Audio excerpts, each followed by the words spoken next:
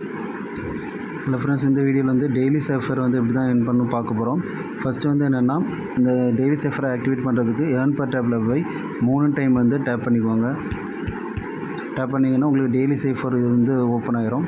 So இதில் வந்து நம்ம என்ன பண்ணோம்னா, டெய்லி சேஃபர் கோடுன்னு சொல்லும்போது ஒரு வார்த்தை மாதிரி இருக்கும். இப்போ வந்து காயின் எப்படி இருக்கும், இன்றைக்குள்ளது வந்து பார்த்திங்கன்னா டெய்லி சேஃபர் கோட் வந்து FORK சரி. இதில் வந்து என்னென்னா 2 இது தான் நம்ம யூஸ் பண்ண போகிறோம். ஒன்று சிங்கிள் டேப்பும், இன்னொன்று வந்து லாங் ப்ரெஸ் பண்ணி ரிலீஸ் பண்ணுற மாதிரி இருக்கும். ஸோ சிங்கிள் டேப் சொல்லும்போது ஒரு சர்க்கிள் இதில் வரும், லாங் ப்ரெஸ் ரிலீஸ் பண்ணும்போது ஒரு ஸ்ட்ரெயிட் லைன் வரும்.